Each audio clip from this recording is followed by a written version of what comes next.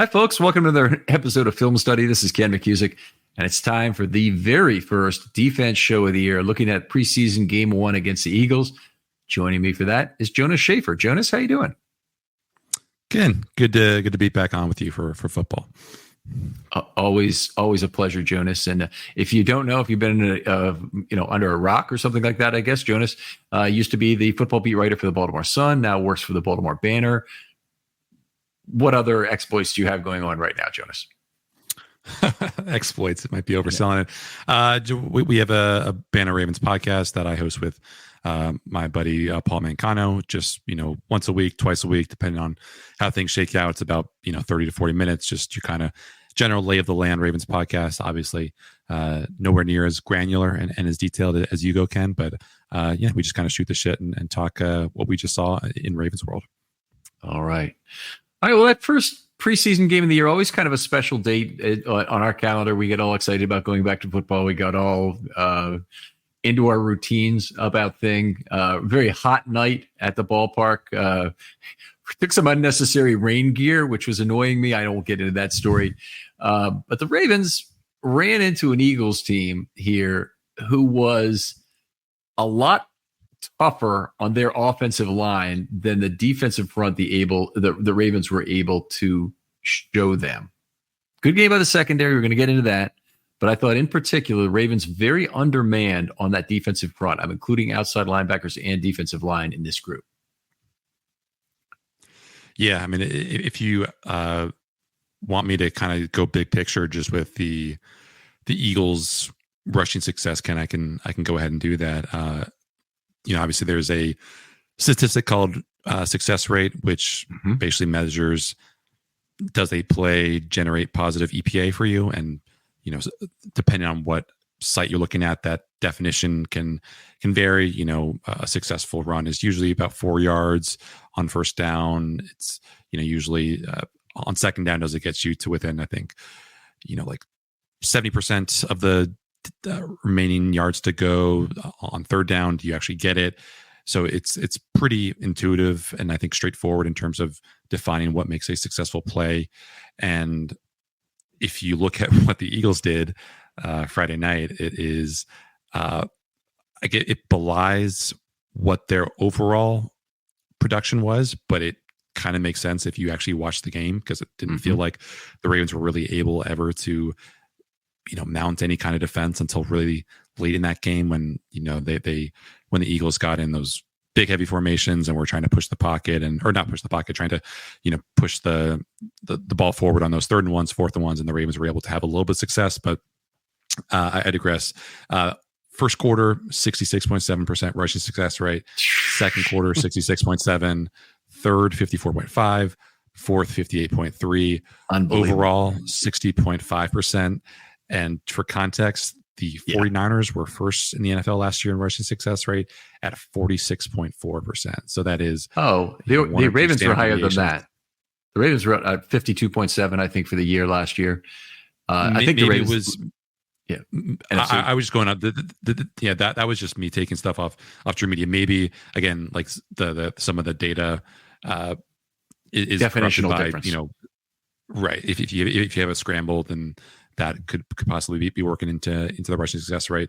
I was just going off with whatever True Media was using to define it. So the 49ers last year, again, according to True Media, were first for the season at 46.4. Eagles finished at 60.5%. And then you look at the Ravens, obviously we're not talking about their offense today, but they were 23.8%. Last in the NFL last year was the Bucs at 28.2. So we are talking about two very different ends of the spectrum there. Yeah, and this I'd say the Eagles last night looked more like the 2019 Ravens, able to run it with the death of 1,000 cuts offense, going for it on fourth down whenever they felt like it and getting it. And the Ravens defense did a good job of holding down breakaway runs. I mean, if the Eagles ran the ball 38 times, they didn't have a single run over 9 yards the whole game, which is that part is very good. They averaged 3.8 yards per carry. Nothing wrong with that. You'll take that most days. They got 13 first downs. That's completely unacceptable. 13 first downs running the ball will almost always win you a National Football League game, or will correlate in so many ways with what wins the National Football League game, even if it's not a causality effect there.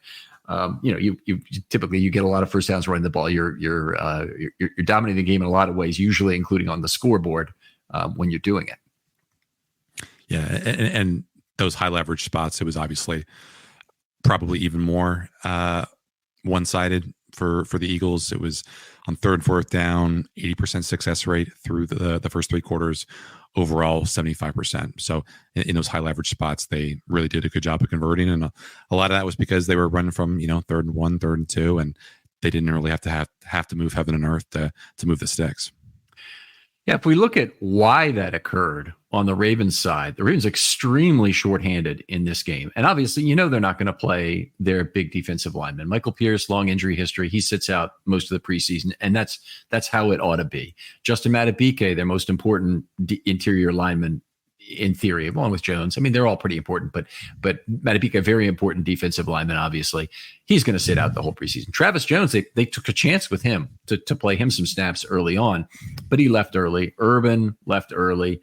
I'm looking at my sheet of this. I'm looking at the wrong side of it. Brody was the only guy. To get over 20 snaps last night, and he only stayed into the second quarter, and then he was done. So, and after that, they first of all, they changed packages even to do what they were doing, because the only outside linebackers they had in the game, we talked defensive linemen, the only outside linebackers they had available after the first two series were Joe Evans and Tavius Robinson. Mm-hmm.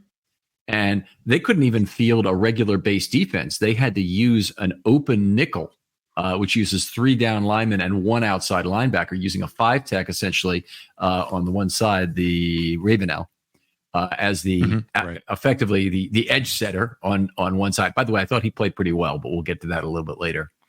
But so shorthanded, it's no way to go into a defensive game. And it's not the way the Ravens typically have had their long streaks of wins. They've had their wins because their threes and the people they can go to, the defensive depth they can bring to bear, is much better than the opponents in the second half. Yeah, I don't think you or I, when we were looking at the list of the undrafted rookies the Ravens were bringing in, had Joe Evans getting 65 snaps in the preseason opener on our bingo card. Yeah, was it 65? For some reason I thought it was some number like that. That might have just been defense. It maybe was more special teams.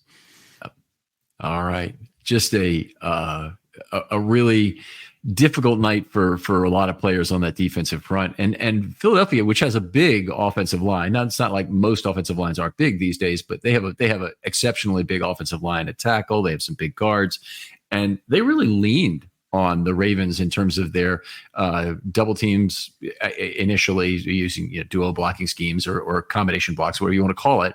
They had a lot of that. They had a lot of double teams on the inside, trying to make space in between. Didn't matter because they tried some zone 2 and they were effective at that. They got guards on the move regularly. They were effective at that.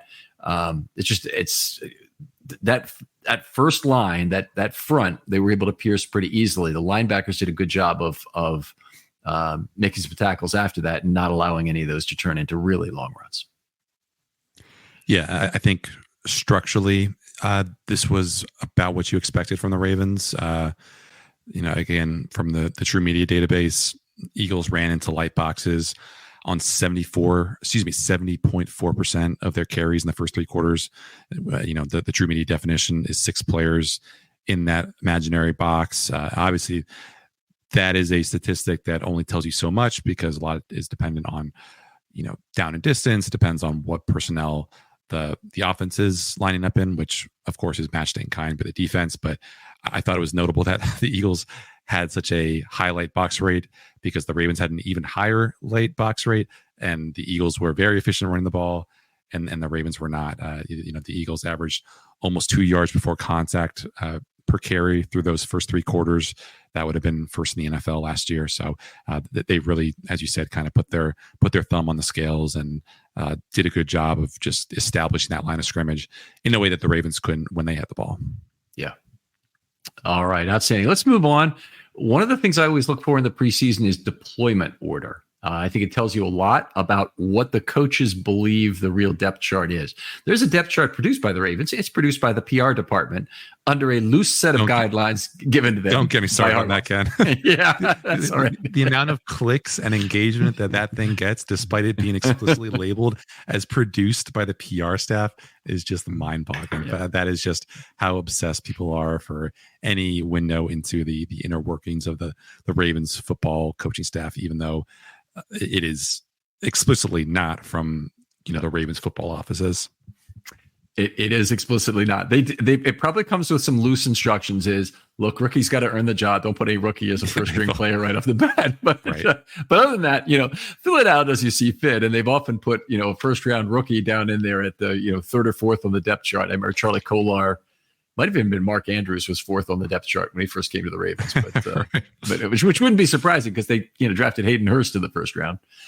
All right. So anyway, let's look at this position by position because I think this means a lot in terms of what the potential depth chart is right now. At cornerback, they did a little bit of shifting, which confused this situation a little bit. But they started with Wiggins and JAD on the outside. Now, of course, we're not seeing any of Stevens. We're not seeing any Humphrey. No Marcus Williams and no Kyle Hamilton in the secondary. So those four guys sat out the entire game, didn't even play a single snap.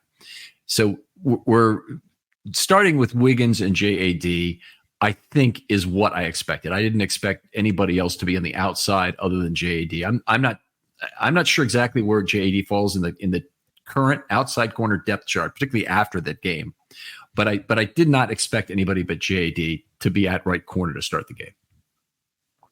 Yeah, I mean, I guess we can talk about how the cornerback performance and what sounds like Nate Wiggins coming out of that game, in good health or in better health than it feared might mean for his playing time, in possibly week one. But my impression was that the Ravens felt like JAD had a stronger training camp up until Friday's game than Nate Wiggins. I think he has had higher, I don't want to say higher highs, but he hasn't had as many lows as Wiggins in coverage. Yeah. I think he's gone against better competition typically as well.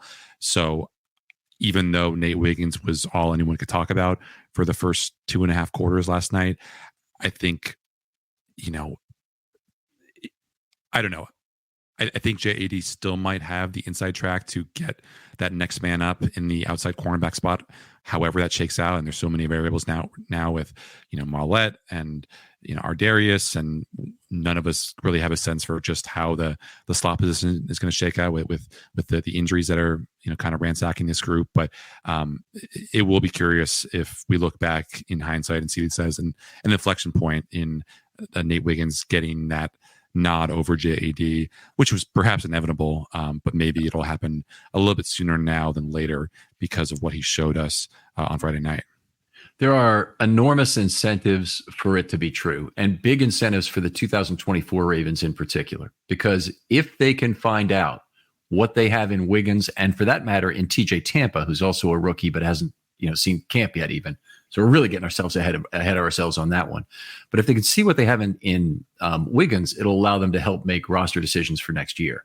JAD, if he plays the entire year and keeps Nick Wiggins off the field, does nothing for the Ravens in terms of understanding what roster decisions they can make for next year, let alone the fact that obviously they'd prefer that Wiggins outplay JAD because Wiggins is a rookie and they have more team control left, period. It's just, there's multiple reasons, multiple layers of reasons why if you're Eric DaCosta, you're talking to your next door neighbor across the fence and saying, hey, please put my guy in there because we need to find out what we're drafting next year. Yeah. I think that's fair, but it's a long season. I think inevitably we were going to get to a point where Nate Wiggins was going to have to, kind of shit or get off the pot in terms of being playable. I still really like Jalen Armour-Davis. And again, I really have no clue what the week one snap distributions might be, considering it is the Chiefs. It is all that speed, but it's also the strength and physicality of having to bring down guys like Travis Kelce and Isaiah Pacheco and Rashee Rice, and maybe you trust Jalen Armour-Davis to do that a little bit more than Nate Wiggins with his slighter profile. So I'm not ready to call this race, if I can borrow some election parlance, but it is a kind of fascinating data point in what still is going to be a battle that looms for the next 3-4+ weeks, right? Yeah, I guess this is like 26 days still to the opener, right? Till Thursday. Yeah. Yeah. So we're recording this on Saturday night, by the way. Hopefully you're listening on Sunday or Monday.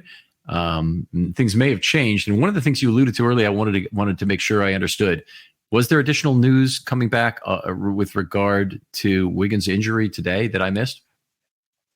Yeah, both Jeff Zrebiec and Jameson Hensley both saying that there's no real serious concern from the Ravens staff on that Nate Wiggins injury. I think Jameson just tweeted that he's more sore than anything. So obviously, I don't know where your mind went, Ken, but my mind after seeing Ardarius's left arm kind of hanging numbly after that tackle in the open field, my mind went to Marlon Humphrey in the Steelers game from 3 or 4 years ago, where just out of nowhere, he popped his pec basically on a completely innocuous looking tackle. And, when I asked him about it a year later, he still didn't really have an explanation for the science of that, of how it happened. And, I think because of what is concerns, because of the concerns that we have about Nate Wiggins and his size and his strength and everything, your mind probably jumps to the worst in terms of like these soft tissue injuries or these muscular injuries. Like, of course, he didn't have the musculature to handle this or that. But it seems like the Ravens dodged a bullet, and I don't know how long he'll be out for, or if he'll be out for very long at all. But it seems like that there's no real concern about him potentially missing week 1. I am very happy to hear that, and obviously that's more news than I had at this exact moment. I'm glad to hear that. So what I'll do, I do basically go into a cave when I'm writing, and I'm in here literally. Other than a few hours to sleep, I've been in here about the last 30 hours straight, almost just since the end of the game. So I guess it's only 24 hours. I'm exaggerating, and it's a lot of fun. But anyway, let's continue on with the deployment order, because we did start with Pepe getting the start at slot corner. We obviously Ardarius Washington's been playing primarily safety in camp. It's something that I don't know about you. I kind of expected him to get a little bit of time. Still expect him to get a little bit of time at slot corner as this goes on. But there is also, if you want him to have live fire at safety and lean on that versatility value, there is a value to that as well. And we're going to talk about this in the second part of the show, but I thought he played very well last night, which is really should help give him a big leg up in terms of any kind of slot value, backup safety value. I mean, he gains ground on players like Worley and Pepe in those battles just because of that. We're talking about Ardarius now. Yes. Yeah. I was when they signed Eddie Jackson and then they brought in Darryl Worley, I was like, oh boy, have we gone from Ardarius Washington potentially being a dark horse slot starter to maybe being on the outside looking in of this roster? Because, someone his size, someone with his injury history, maybe you trust that Darryl Worley could make a more meaningful contribution to, the however many snaps are in a football game because of his special teams value and because you had at that point so many other promising options inside. But now I think Ardarius is probably coming off like one of his best weeks as a Raven, full stop. I think he's been, I do the training camp battle tracker for the banner. And I feel like it's been, 3 or 4 straight days of, the emoji where it's the stock charting up. And I think, as you said, last night was another really promising night for him. He had the breakup in pass coverage against Albert O. He came down from depth. in like a kind of stacked box to stop Will Shipley for a 1 yard, for just a 1 yard gain, which is, as we were talking about earlier, was kind of a miracle in itself. Anytime the Eagles didn't get more than 3 or 4 yards on a carry.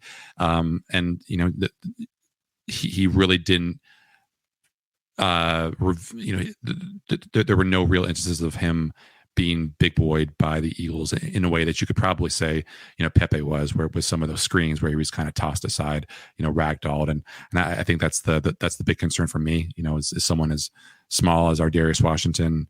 The reason he probably didn't get drafted in the first place was because of those size concerns. So can he do the thing where, that the size is just not really effective for him in terms of his play style? Can he make the hits that he's supposed to? Can he, take on the blocks that he's supposed to without getting just totally destroyed? And I think he did a pretty good job with that on Friday night. So this falls into an old Bill James thing that he used to talk about, is because someone is weird, sometimes you assume they're smart, kind of thing. So with Ardarius, he's a small guy, so you worry about the tackling. And I think it's a very legitimate concern. I'm totally with you there with it. I'm not 100% sold on the whole instincts thing. I'm hoping he's there. I'm hoping the last few days of camp, this day of against the Eagles looks really good. I do kind of fear that it was very modest talent that he was facing. Kenny Pickett actually is a pretty good caliber of preseason quarterback to face. McKee at this point probably is a little bit lower. Maybe the combination of them is not too shabby, relatively speaking, but I thought Wiggins was not really tested in terms of them forcing trail coverage out of him that would get him into trouble. They allowed him more, for example, to come over the top for PDs, use the boundary very effectively, and most of his action was on that right sideline where he had his PDs. He had one that even wasn't called a PD. I was out of bounds, but he was contesting the guy out of towards the sideline, and then 3 others that were basically right on that right sideline. Yeah, I don't want to, be the cold shower for any of the Nate Wiggins hype, because we should applaud, talented players doing talented things, and he definitely did that on Friday night. But occasionally dipping in on Eagles coverage because there's so many good writers and reporters on that beat. I think the drumbeat from Eagles training camp has been, are we sure that Philly actually has a legit wide receiver 3 on this roster? And you look at who these guys were going up against. John Ross has been around the block a couple times, probably faster than most people, but doesn't really have a whole lot of production to show for it. Johnny Wilson's obviously, a pretty intriguing prospect athletically, but I think he lasted until day 3. Joseph Nada, I think was another guy that he was in the game last year. So that might say it all in the second half.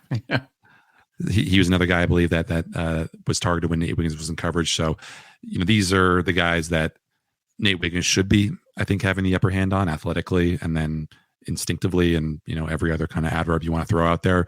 But I just want to kind of pump the brakes and saying that this is a kind of king-making performance, because maybe none of these guys that were even in the game in the first half could be on the Eagles roster by the time the roster cuts are made.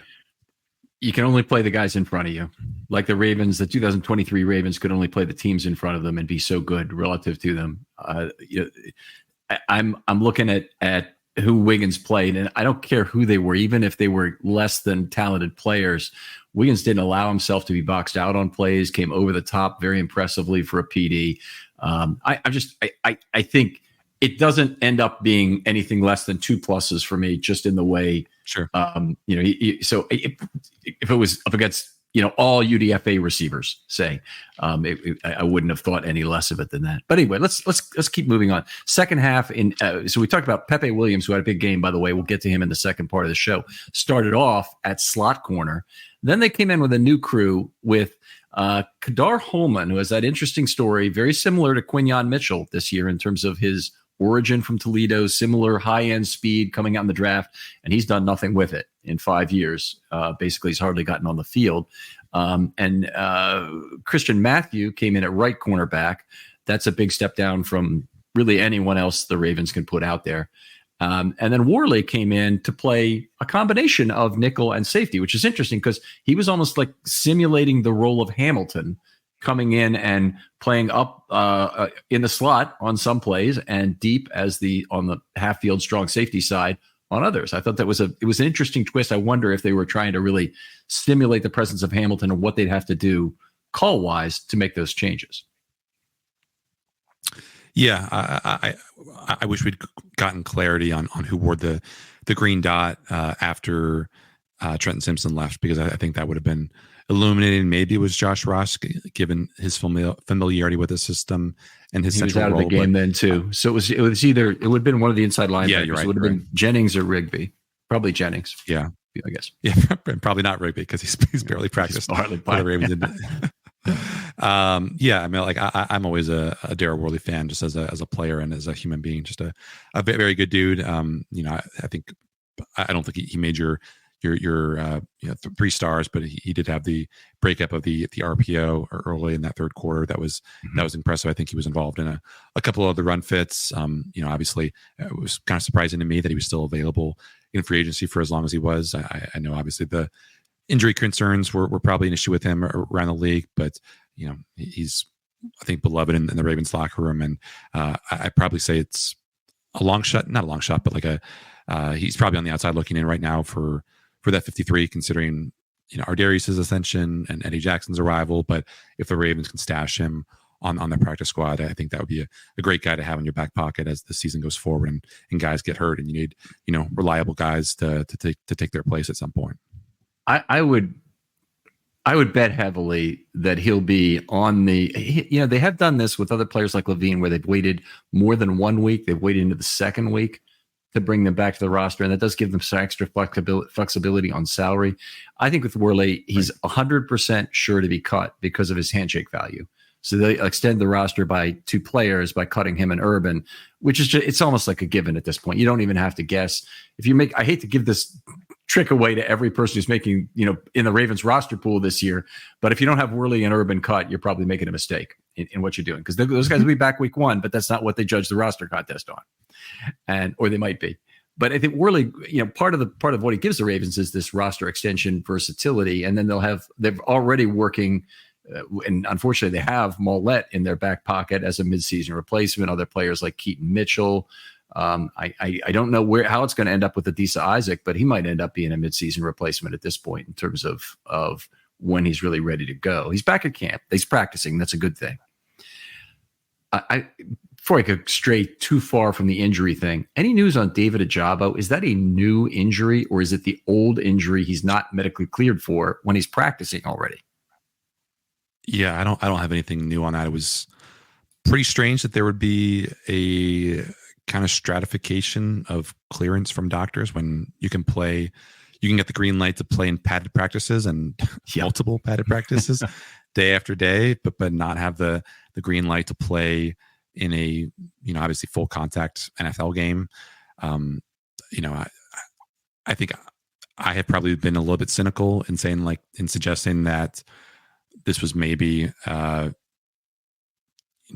good PR move for David Ojabo, because I don't want to speak for you, Ken, but I feel like the early returns on him in camp have been a little bit underwhelming, and throwing him out there when he probably isn't full strength or having all the rust knocked off. And you know, we can have a separate discussion on when the rust will ever be fully knocked off this year and what that will look like for David Ojabo. But I think it probably would have been a steady drumbeat of, you know, this is the guy we took in the second round. This is the guy that we're trusting to replace, you know, Jadeveon Clowney and all these guys in the aggregate. So, you know, hopefully we get a look at him next Saturday.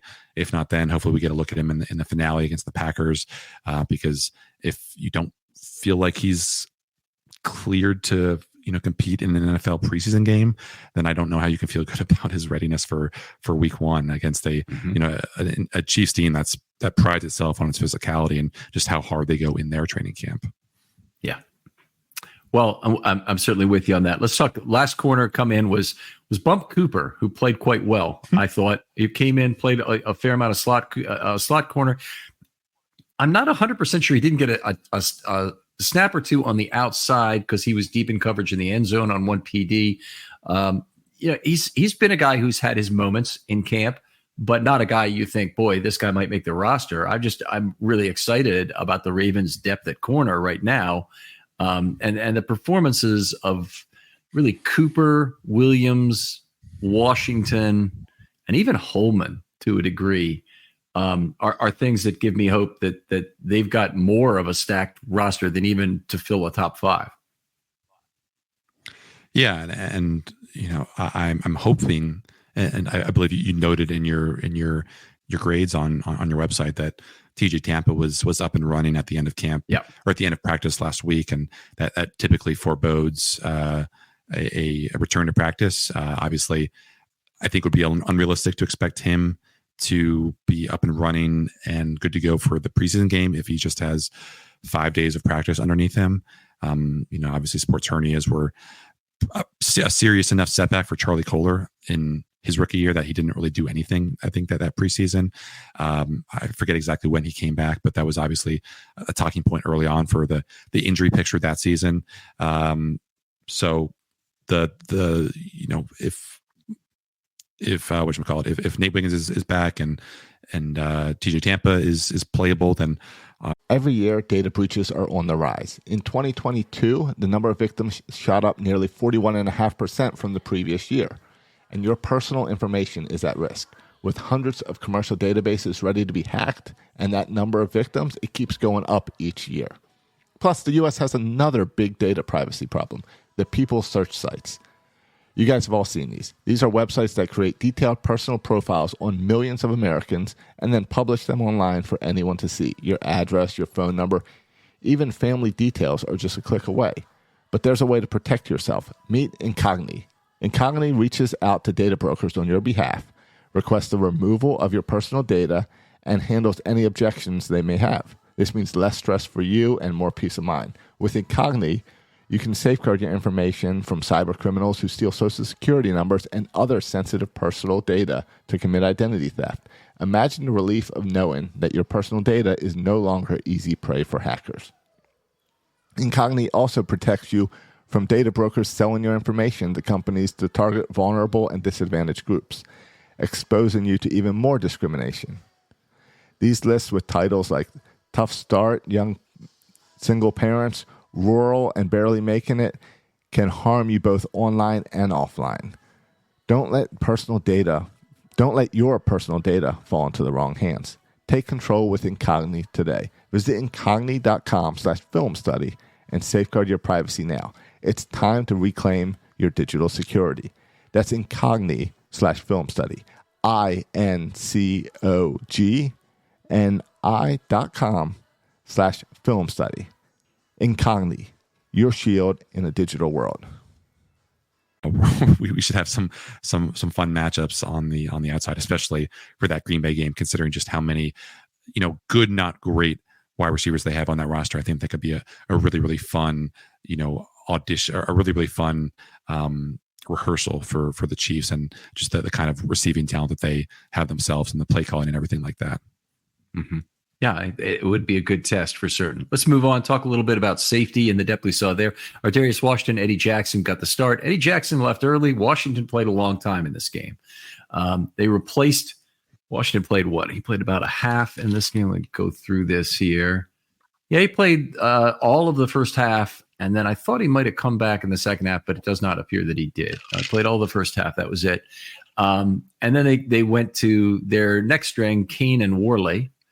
Kane was in for a while, finished his night with that helmet-to-helmet hit, which actually sent him out of the game, that's very unusual, by the way. The helmet-to-helmet deliverer rarely takes the worst of that burden. I'm not saying it's never happened, but you don't see it very often. Sorry, again, I zoned out for a second. Apparently, Hollywood Brown suffered what Ari Myrov called a sternoclavicular joint dislocation against the Jaguars, and he's in the hospital. Andy Reid compared it to a Tyreek's shoulder injury from 2019, which caused him to miss 4 games. So that's potentially a week 1 absence if we do the math and graft a 4-week absence for Hollywood onto his timetable for coming back. Okay, I guess you hope for the best for Hollywood starting in week 2. There we go. So it might be a good little bit of karma for the Ravens, because I think we all probably expected that Rashee Rice would have been suspended for week 1, but obviously the NFL is kind of waiting until the legal process sorts itself then before they make the decision on just how long to suspend him. So if the Chiefs are missing one of their starting wide receivers, it's probably not going to be the one we expected, but I'm sure Zach Orr isn't complaining either way. It's one of those things where if you remember back to the Saints and Bountygate, that they staggered the suspensions because of competitive concerns. And I don't know if they would do that for the Chiefs, to put Rashee Rice out at a different time. Look, we've already lost Marquise Brown. Can't you let us have Rashee Rice until week 3 and then start the suspension then, kind of thing? I don't know if they do that or not. And now that seems to be its own competitive concern, the ability to appeal when you want to take your suspension. I know there's always been things like that in baseball. You appeal it, you automatically appeal it, and then you say, "Oh no, I rethought about it." And after you face the 3 straight left-handers with your big right-handed bat, then he accepts his suspension, for example. Right. I mean, I think some folks in the NFL punditry have said that if the justice isn't meted out by law enforcement for Rashee Rice by the middle of the season, then it's probably unlikely that he gets a suspension, during the 2024 season, because I don't think Roger Goodell wants to. I don't know what he wants to do, but I think it's unlikely that Roger Goodell would suspend someone, for the playoffs, right? For something that happened way back during the summer. I don't know. I don't want to get too deep into Roger Goodell's mind, but I feel like that would be a kind of thing where the Chiefs and the NFL negotiate something where, it's best for all parties involved if this really important player, this really important offense is not missing for the most important part of the schedule, but that could just be, everyone being cynical about the NFL and how it kind of operates. Yeah. There might be something there. They've certainly, there is a pattern of having done things like this before with competitive concerns in mind. In your case, you're really talking about more like keeping a strong franchise strong, which I really hate that. I really hate that for the sake of you can't do that to the Yankees kind of thing. But let's go through that. I really want to talk about the deployment order and finish up with that. Sure. So we talked. Bo Braid came in. He was the last safety to see action. I thought he had a very good game. We'll talk about him a little bit in the thing. But the order of Kane then Braid, giving a little bit of insight into the depth chart was a little bit interesting. It wasn't obvious, I don't think, from camp. As soon as Kane has had some plays in recent, over the course of, I'd say, the last week or so, that have looked pretty good there. But he looked fine in the game. A couple good plays on special teams, and all but the penalty, really, honestly, good plays in this one. Yeah. I think there was one play where he kind of got moved out of his gap on a run play in the third quarter, but he had the pass defense, I think, on a check down in that same quarter. And he definitely lowered his helmet on that big hit in the red zone. It's tough to say that he had anything hard done against him, because that definitely, to me, looked like an illegal hit. But it's been good to see him, and like you mentioned, Bo Braid kind of finally emerging a little bit from anonymity to make some waves in training camp and in the preseason, after a lot of people were kind of wondering which of those guys was going to be potentially like the dark horse third safety after they signed him, after they drafted him, considering at that point no one had really a clue who was going to be the Geno Stone replacement on this team. Yeah, lots of good choices to make, and I think the Ravens may have a trade in their future, if not two, involving the defensive backfield. If you look forward to the end of camp, you always have a lot of teams who need corners, and if the Ravens' depth holds up there, pretty good chance. The Ravens, I wish they'll stash away as much as they can of that, but they'll do what they'll do. Outside linebacker, let's talk about that. Harrison and Robinson started the game. Robinson stayed in, played a fair amount with Evans. Harrison checked out after 2 series, I think it was. Yep, 2 series, and left it to really Evans, Robinson, and Ravenel. Ravenel playing a ton of that open outside linebacker job. We talk about how these players played, but there's nothing surprising in the order of deployment. at those positions. No. I mean, was Joe Evans on the field basically like midway through the first quarter? I mean, yeah. I'll tell you exactly when he entered. He entered on the second drive. He entered, and he was then there at the end of the game as well. And he almost played every snap from then on. He had a few snaps he was out of there, but it wasn't much. I thought we would see more Malik Harrison. Honestly, I know I personally love watching Malik Harrison. I think he's such an awesome player, and that the Ravens were able to bring him back, I think was such a win for the kind of style of play that they want to, have. And you think about just how useful he was in games, like the win over the 49ers, where you could put him in, as part of that base personnel. And, obviously he's not going to offer a huge amount as a edge rusher, but as an edge setter, I think he's just a tremendous guy. And, we've seen him pick off Josh Johnson in practice and just do, I've seen him, bully past Roger Rosengarten in one-on-one pass rushing drills. So I'm always really impressed. And it's always a thrill to kind of watch him just beat people up on the outside. And I think it's probably a good sign for him that, the Ravens so value his contributions to this team that he was basically out after 1, 2, 3 series. I mean, he did not go for long in this game. Yeah, 2 series. They were long drives, but 2 series. The other thing, I was a little surprised we didn't see Harrison play a little Mike. Also, I thought they might do that. That's true. Looking forward to the season and who the Ravens have to replace Roquan if anything happens to him, and that's the big fear. I would say is they don't really have an easy replacement. I think it would be Harrison first. I think the second guy might be Rigby.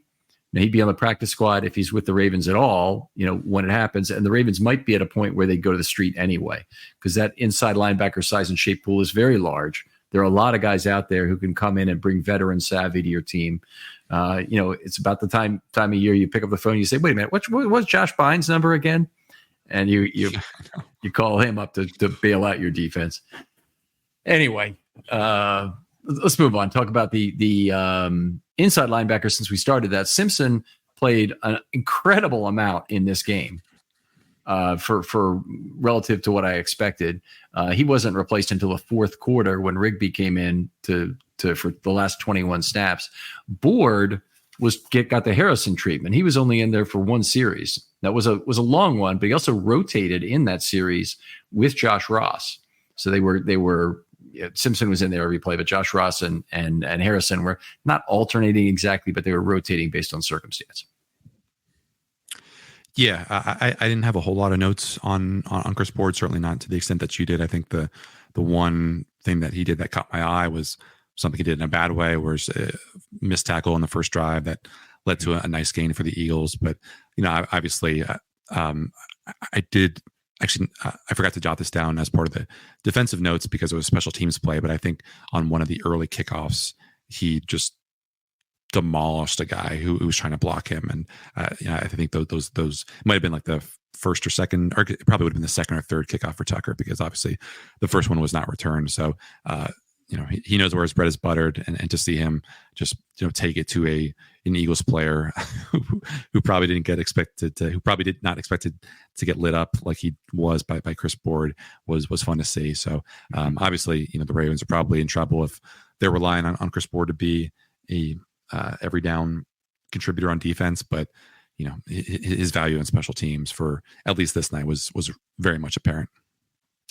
Board was replaced by Ross, who played the bulk of the game. And Ross, he probably, a lot of people, the way they saw it, I don't think really blamed Ross for the touchdown and I don't really blame Ross for it either. The Shipley touchdown on the little swing pass to the right in the flat, that's Ross's play all the way. And what made that play was the tight end Grant Calcaterra, I think it is, ran straight down the field and effectively laid his shoulder out in front of Ross. So Ross was immediately caught in the wash, and he was trying to get over there. He's trying like hell to get over there. He probably was a little bit late, but that was the play right there. It wasn't Wiggins' job. The camera immediately went to Wiggins, like, what the hell are you doing? Why aren't you in position to make that play? But Wiggins actually had Calcaterra's coverage on that play, and that's why he hadn't jumped off it and gone anywhere else. And Ardarius Washington got good. even the stadium camera went to Yes. Wiggins, I think, and it captured him saying crap. So that led me to believe that he was the one who effed up. But after reading your notes and going back and watching the All-22, it's definitely apparent that it is Ross who is basically lined up opposite. Who was it? Who caught the touchdown? Was it Shipley? Yeah. Yeah, and as you said, just did not have the right angle because of that incidental screen to get to him, and Wiggins was definitely not to blame on that one. If I'm reading the route progression correctly, right? Yeah, I think you're the only other guy would be Washington. I think Washington had the quarterback containment on that side, and also would be any other route you run through there, because you can run Shipley as a clear out, and then you can bring somebody on across. Also, you still want to have somebody there. Washington was late getting over. Woodson kind of made, he did identify the possibilities that Ross might have been the guy, that a linebacker was supposed to cover him. Simpson was actually rushing the quarterback on the other side. That leaves him out of the responsibility calculus.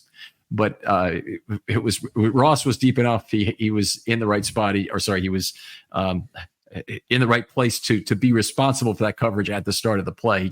He did not react quickly enough, and then he got leveled. So unfortunate, but anyway, it's that much more unfortunate that Wiggins's near perfect night it gets this tag on it as well, where he gave up a touchdown pass. It looked that good. Right. All right, defensive line, Jones, Washington, Urban. We talked about this a little bit later, but Tupou, who's a 7-year veteran, Sanat, similar lineage, 6-7-year veteran. I forget how long he's been in the league. And then 2 rookies, Walther, who's a really undersized 5-tech, weighs about 280, and Ravenel, who's 6'5", 292, is perfect sized 5-tech. We're in there playing all the snaps. Those 4 guys had to share everything for the last pretty much forever of the game after about the 3rd drive. Well, actually, Washington played on the 5th drive also. So it was after that. It was them all the rest of the way. Yeah, I've liked Ravenel. I think he was a guy who John Harbaugh's been high on among the undrafted rookies, and I wrote about him a little bit because I did this story that came out just before kickoff on Friday on Kadir Ismail, who's obviously is Kadri Ismail's son, and just kind of following along Kadri for Tuesday's practice, and just kind of getting his take on everything as he watches his son try to realize his NFL dream. And obviously Kadir is not exactly bulked up like a Nick Boyle or a Josh Oliver. So he that inline blocking, that condensed blocking can be a bit of a struggle for him. And one of the low points for him in that Tuesday practice, which did have some nice highs, was, him trying to set the edge against Ravenel. And I think Ravenel just swims by him easily and, gets into the backfield just extremely comfortably. And I think he's done some nice things in camp. I don't know how realistic it is to say he has a shot at making this 53-man roster, but if the Ravens can stash him on the practice squad and develop him and keep him healthy, then they're getting some guys on this defensive line who are still good but getting up there in age. And if you can find a guy like that who has the frame and the instincts and just the desire to get better, then I think he could be potentially, a contributor to this defense in a year or two's time. That's a guy, by the way, who could be Brent Urban's replacement in the future. I mean, he's a 5-tech. They're similar in a lot of ways in terms of body type. Ravenel's a little thicker, but he's certainly a guy who can play an open front. Play the edge as what is essentially a 5-tech and not a defensive end or a outside linebacker normally. And the Ravens, obviously they gave him a long trial at that on Friday night, and I thought he looked pretty darn good in that role. My notes are out there if you want to read them in the article, by the way, as well. Let's go on and do a little bit of comparing and contrasting as we go, because we didn't have all the players obviously on the field, and that's part of it. And some groups without their top players are drastically degraded. Other groups maybe less so. Okay. But the safety and cornerback groups, being without those top 4 players and still getting this quality of play, I thought was proved remarkable depth. Yeah. And I again, probably has a little bit to do with the Eagles' quality at wide receiver. But I think the fact that the Ravens were able to play as much single high looks as they were, probably tells you everything you need to know about how confident they felt in some of these guys matching up in coverage on an island with these Eagles receivers. So really impressive to see them do that. To see Zach Orr call a couple exotic blitzes and can remind me if we haven't by the end of this podcast to bring up a diabolical blitz or the diabolical blitz by that got Pepe the sack because that was amazing. Washington on that. We can talk about it. Ardeus, talk about it now or talk sure, about it that's fine. Sure, that's fine. It's a team concept. Yeah. So, obviously the star of that play is Pepe Williams because he gets the sack, but it's he's an unblocked pressure. So, you kind of you pat his head and say, good job for doing your job because it wasn't that exceptional. But what was exceptional in terms of just like how Zach Orr dialed it up was he has Ardarius Washington basically like lined up in the wide 9 spot, threatening to blitz in the same way that you would have expected like Kyle Hamilton to line up at times last year. And then after the snap on the other side, Pepe comes from his slot position, but Ardarius doesn't just retreat into a shallow zone. He goes all the way back. Like this is a fire zone. So six players dropping into coverage against 4 or 5 Eagles receivers. Ardarius hauls ass and goes all the way back to deep center field. It's just like, what are you doing, Zach Orr? And obviously it worked, but it was just so bizarre. I couldn't even kind of tell if it was like a 2 deep or a 2 under 4 deep or a 3 deep 3 under kind of fire zone because all the guys were kind of jumbled, matching up with however the routes were distributing. But it was just so bizarre to see Ardarius go from being one of the guys closest to the quarterback at the start of the play to literally, the Marcus Williams, Ed Reed type spot as the center field cover guy. He just goes to a full sprint as soon as that ball is snapped. It's like, holy shit. I gotta be somewhere right now. And it was just, it's so fun to watch. The good news is there wasn't anything that could develop in that amount of time, but Ardarius was back probably to make a tackle there rather than a play on the football. Okay, so if the ball is dumped off short somewhere, the first line of defense is broken. Ardarius is back to make a tackle, not a play on a pass. Let's put it that way.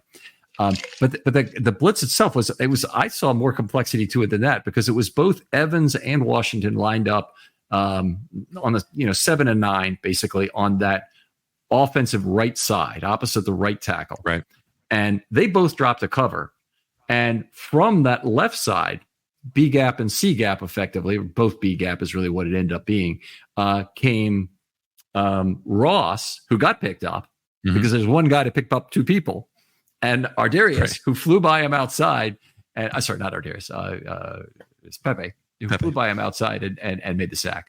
But it was extremely well designed in terms of what do you have there, and if last year McDonald and Orr certainly was a part of it. Was willing to drop Matabike and Pierce to cover on a number of plays, then you can justify pretty much anything at that point in terms of you do. And there have been that's done a lot in the NFL. It's not really that surprising to drop linemen off the edge and try and maintain your numeric advantage on the outside of an offensive formation. Yeah, it was. I guess this was it Mike McDonald or was it Wink? But I will never forget. I think it probably would have had to have been Wink, but the Rams game, Calais Campbell, after having maybe 8 total reps in pass coverage over his entire NFL career, comes to Baltimore, plays for Wink Martindale, and I think in that first game against Cleveland, I believe it was, drops into coverage 4 times. So on one of the earliest plays of that game. It might have been the third or fourth play of the entire game. He dropped the coverage, tipped the passing coverage, and he goes, "Crap! I should have had it." Kind of thing. He's banging his fist on the ground, and Marlon Humphrey behind him got the interception. Oh, that's right. Yeah, that was one of those plays. It just goes to show just how much of a continuum the Ravens defensive coordinator evolution is, and I guess why you really, Mike Macdonald was a genius. Love talking to him, love watching him play, but so much of what he learned is also what I think we can expect Zach Orr to have learned from being in that room, being around a lot of really smart defensive play callers. It's great that the Ravens can continue that DNA, and you need a continuously coached and run organization. It really requires a Harbaugh, requires good, consistent GMing, which the Ravens obviously have always had. We're so lucky, but they maintained a lot of the concepts of the Roman years in their run game while bringing Todd Monken in. So it goes on both sides of the ball, I think. And honestly, this is the first time with Monken that they've really had success bringing in an offensive coordinator that took the concepts of the previous offensive coordinator. They've had a tremendous continuity of defensive coordinators. Their offensive coordinators all want to do it their own way. You go from Kubiak to Trestman to Caldwell, and changes year after year, and the Cameron, and they all want to do it differently. They all want to do it their way, and are basically shut up and let me run my offense, guys. And the fortunately now in Monken, I think they've got a guy who says, yeah, I buy into that. Let's keep that and let's layer on this. How much did the passing game change from 2018 to 2019 when Giro got the bump and Marty got the boot? Well, a lot, because you're talking about Flacco and rookie Lamar, who only really ran the ball and didn't have his accuracy, right, to seasoned Lamar, 36-6, MVP. So I a lot from that perspective. But is it? There were things they did in 2019 that they had never done before. Let's put it that way. In terms of some of the RPOs that they ran in the very first game of that year, going all the way into the mesh point, pulling it out and throwing a pass. The 80-yard touchdown pass to Brown, for example, that's something we'd never seen before. It'd been all under the previous coordinators. One of the common threads had been that zone block left naked boot right play that they just ran ad infinitum with Flacco, and it was fairly successful. And then what they found was with Lamar, for example, that there's too much focus on Lamar to make that be successful. They're always watching out for the boot, so you can't boot as effectively nakedly. Anyway. I think if you're talking about what year did the Ravens offense ever change by the most, it might be between 2018 and 2019. You might be able to find another time too, but that's a pretty big one. All right, let's talk about. I did want to get on the tackling, by the way. Really good tackling night for the Ravens, and you see it in the fact that they didn't really allow any long plays in the game. No pass play over 11 yards. We talked about the secondary a little bit, but I don't think we gave the exact stats. The Eagles dropped back to pass 40 times in this ball game. They actually got 38 passes off. They averaged 2.8 yards per pass play. That includes the sacks, which is ridiculously low. I mean, you almost never get that in an NFL game, and especially in a loss. I mean, how often does something like that happen? And they did not allow a single pass play over 11 yards the entire game. So it's very much like the runs that they didn't allow any long plays. And yet, how the hell do you lose this game? Pretty much the only way you could. You don't get turnovers, and they drive down the field with you with a bunch of 4-yard plays.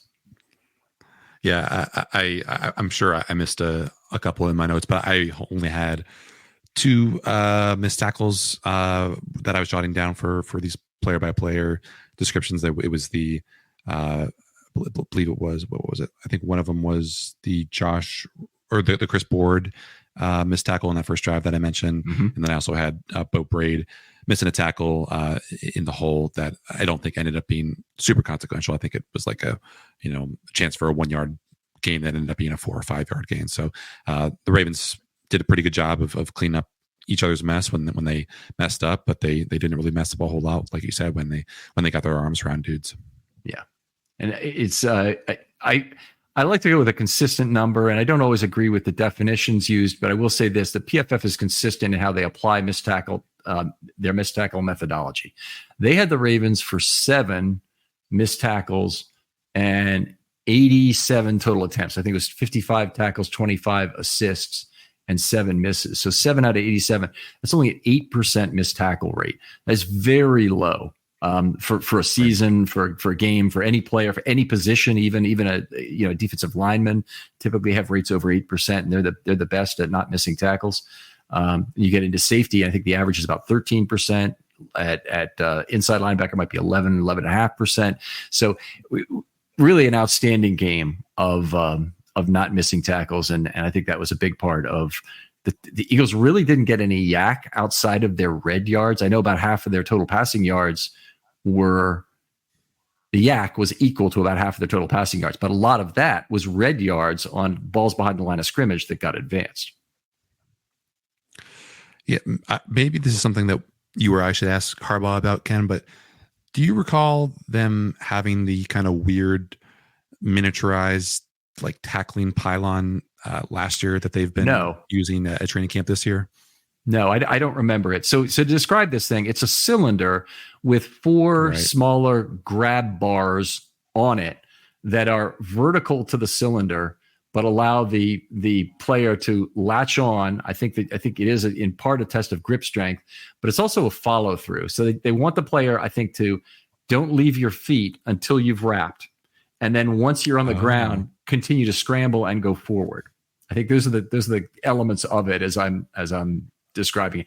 I know that's true of the donut, by the way, also, that you don't leave your feet. You don't jump through the donut. You don't jump at the donut. You're allowed to leave your feet once you got your arms around the donut.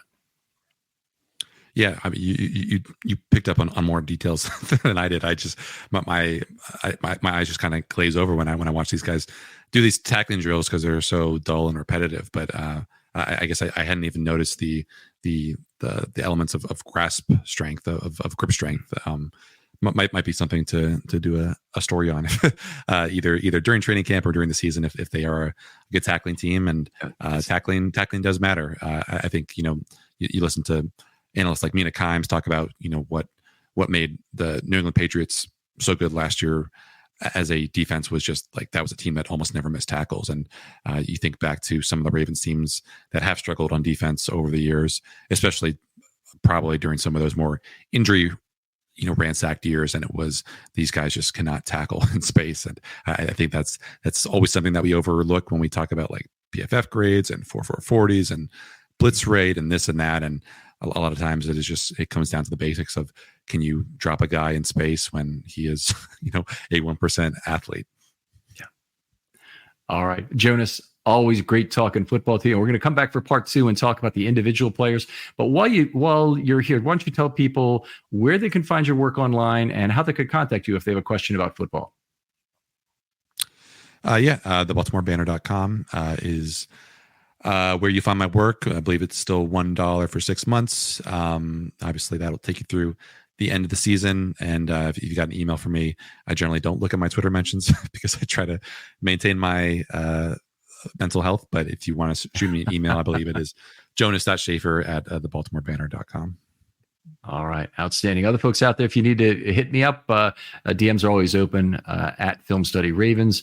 I'm always interested in new people who want to do a new pod. Their time is more limited, but there is that gap between the last preseason game and the start of the regular season. If you have something you really want to talk about, I'd love to hear from you. Jonas, thanks again for coming on. Thanks, Ken. And we'll talk to you next time on Film Study.